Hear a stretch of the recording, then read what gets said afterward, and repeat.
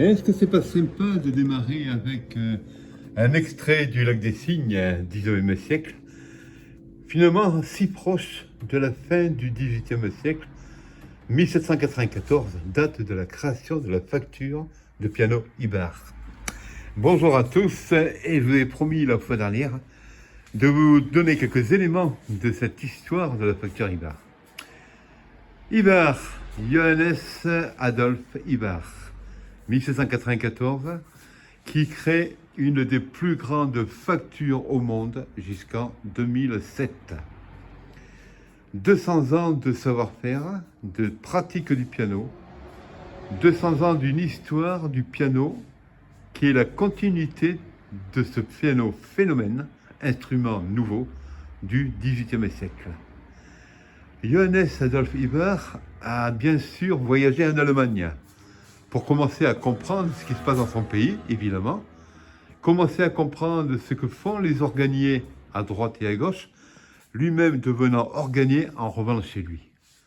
Mais il a été enthousiasmé rapidement par ce piano, cet instrument nouveau, le pianoforte, doux et fort, des inflexions sonores inédites qui, en comparaison au clavicorde, donnent encore plus de puissance à l'instrument et plus de musicalité dans l'harmonie. Ces pianos eux-mêmes sont des pianos qui, à un moment donné, ont été l'initiative, ou à l'initiative d'un nommé Bartolomeo Cristofori, fin XVIIe siècle. Ce sont les premiers plans, ou les plans les plus anciens qui peuvent nous rester, et qui ont amené un engouement extraordinaire dans cette Europe. Bien sûr, Ibart n'a pas été le seul à succomber, mais bien sûr, a été un des premiers à développer magistralement cette facture du piano. Relativement décédé jeune, il laisse la place bien avant à Karl Ibach, son fils, qui lui-même va être l'instigateur d'un nouveau piano, 1838, le piano droit. Ce piano droit, en effet, c'est celui qui va donner l'image, la dynamique à tous les autres pianos qui aujourd'hui existent. Tous les pianos droits que nous avons ici sont à l'instigation de Karl Ibach. Karl Ibach, en même temps, a été ingénieux et a donné naissance à un fils qui s'appelle Rudolf Ibart. Et ce Rudolf Ibart, c'est lui qui a laissé son nom sur tous les pianos Ibart des années 80, 90 et bien avant. Ruud Ibarzoon. Cet homme a montré une grande capacité à développer les pianos, à développer la commercialisation, à mettre en place les premiers commerçants, les premiers artisans qui revendaient ces pianos.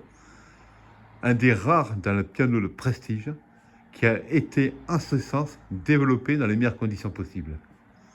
Les guerres ont passé, évidemment, 14, 1918, 1914, 1918, 39-45, et à la fin de la Seconde Guerre mondiale, une nouvelle usine a été bâtie, la première ayant succombé, anéantie durant la Seconde Guerre mondiale, et une nouvelle usine a été développée, une nouvelle facture de piano, qui jusqu'en 2007 nous a transmis de très très très beaux pianos.